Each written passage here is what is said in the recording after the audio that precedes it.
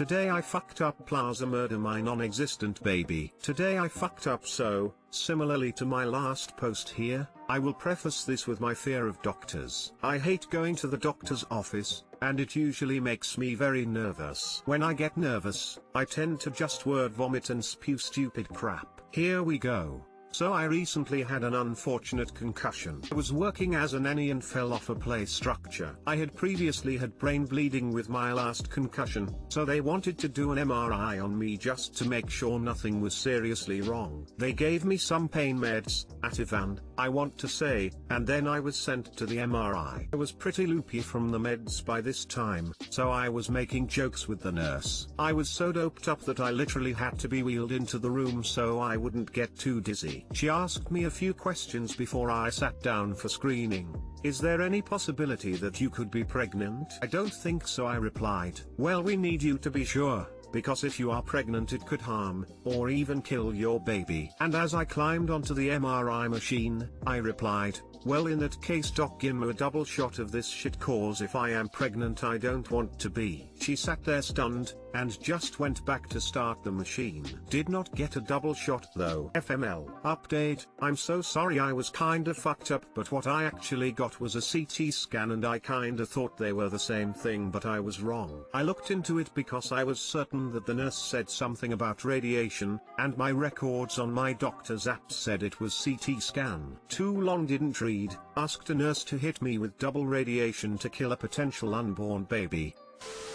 Literally, this is exactly the response I would have given if I were sober, so honestly it's a 2-for-1 deal. I did something similar while completely sober. I said I don't think I am, but if I am I don't want to be, so go ahead. Nurse was not impressed and made me do a pregnancy test. I was not pregnant anyway. See, we always know we're not pregnant, just give us the MRI day. OMFG, you made my Saturday. This is the kind of inappropriate jokes I make and I get looks, and in hindsight I am like, WTF is wrong with you? Talk about social suicide, you are awesome. Smiley cat face. Ha ha ha, I am so glad. Free, and yes, it for sure is social suicide, but also definitely my humor to XD.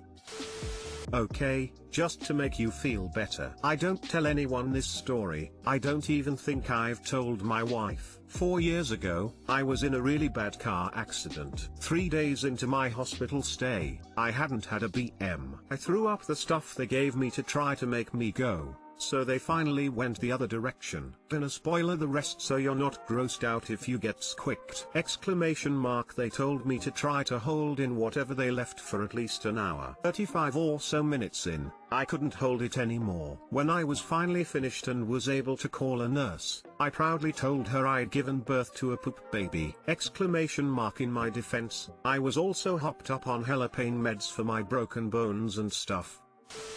I guarantee you that the nurse was trying not to die of laughter. Today I fucked up and used an Ethernet cable for 9 months. Writing on mobile, apologies if the formatting is odd. Also obligatory, this wasn't today disclaimer. As many of us have been doing over the past 10 odd months, I've been working from home a lot more. There's a lot of paper-based processes that need doing as part of my job, but last March I was fortunate to be given the opportunity for me to work from home, and I was given a laptop for this. It worked fine the day I brought it home, and I was looking forward to being able to work from wherever I wanted. Bedroom? Great. Kitchen? Sure. Come the next day, however, on firing up the laptop, it was unable to connect wirelessly to my Wi-Fi. Irritating.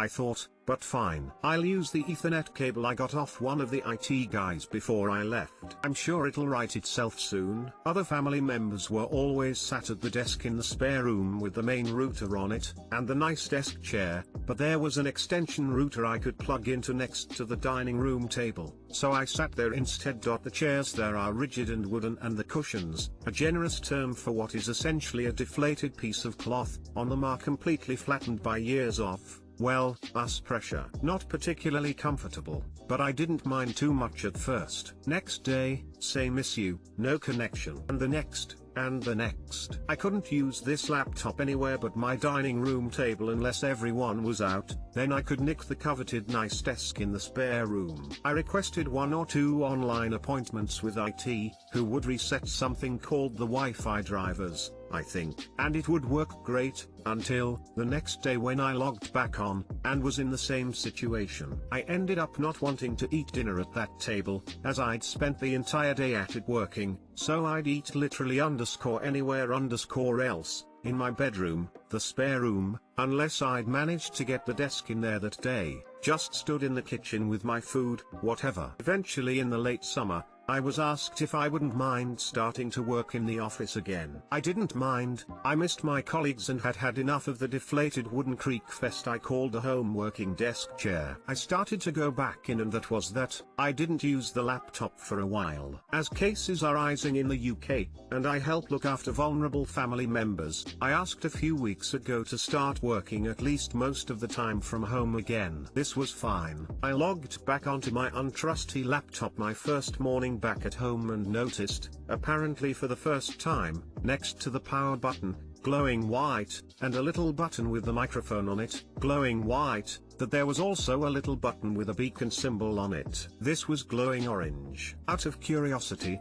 I pressed it. It lit up white. The computer connected to my Wi-Fi within seconds. I'd neglected to notice that I'd had the Wi-Fi button turned off since March. I'd sacrificed my poor butt bones to the horrors of the chairs of hell in my dining room for 6 months, March to August, during my initial working from home stint, because I'd failed to catch that the Wi-Fi button was orange until December. Now, to praise the wonders of IT for fixing my laptop to my family members and don't ask me too many questions about how they did it and to sacrifice my backbones to the comfort of a beanbag in my bedroom for the next 6 months. Too long didn't read. While working at home, I sat at the same uncomfortable chair for months on end, sat in the same place because my Wi-Fi wouldn't work and I had to connect my laptop via an Ethernet cable. Discovered a few weeks ago I must have accidentally toggled the Wi-Fi button off. Edit, general grammar / punctuation.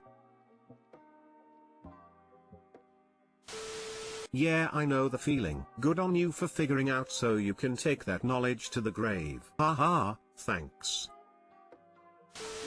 Yes, but think about the fidelity here. You've had a hardwired connection the whole time. That's the gold standard in working from home. You just mandated it accidentally. Smile. Very true. When I learned machine maintenance, you always start with the simplest items and progress up. Is it plugged in? Is there a on switch on the back as well as the front, etc. This is why I don't get offended when a service person uses this approach. It seems stupid, but a lot of times one of the things they consider straightforward and easy is the cause. Don't forget the is it plugged in. One time, it was, and I spent half hour until the guy said the power strip was turned off. It was plugged in, just no power. Sounds like your company has a shitty help desk. That would have been one of my first question I asked if I took the call or ticket. It did occur to me once I realized what the issue was, that they hadn't asked me about a Wi-Fi button.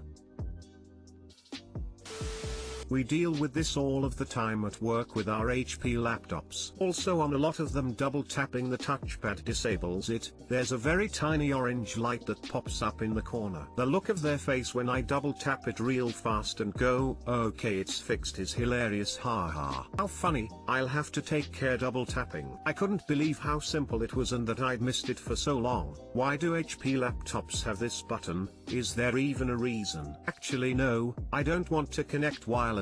My Ethernet cable hasn't had enough love recently. Today I fucked up by joking that our buzz staff meeting was a secret intervention. All the employees at my bar were required to attend a mandatory staff meeting. We couldn't begin the meeting until the entire staff was present, and one guy was over 15 minutes late. We heard the door open and watched him frantically run into our office. I dropped my joke, I'm glad you decided to show up. We all took the time to be here for you. This is an intervention regarding your behavior lately. We watched all the color drain from his face and his eyes were as wide as plates. Before I could tell him I was joking, he broke down and ugly cried while confessing to a bunch of drug use and drinking and other things we knew nothing about. Our manager broke the awkward silence with an "Okay, good chat." We all learned why we don't joke about interventions in a group of degenerates and alcoholics. Everyone laughed. He ugly laughed, cried. I felt so bad. Too long didn't read. I joked about holding an intervention for someone who probably needed an intervention. Update: no, he didn't lose his job. Think he embarrassed himself into sobriety.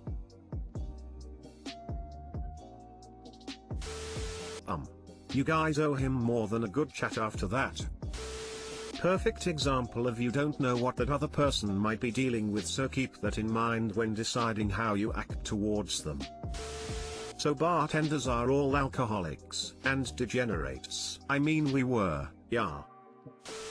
I'm just waiting for someone to comment that they are one of your workmates or workmates, so to comment here. Also, I hope next time you see him you don't plan to offer him a drink. If you follow up with it, it won't be a fuck up, it'll be a time when you accidentally helped someone in need. It's like revealing an intervention with a piñata. It's not a good start.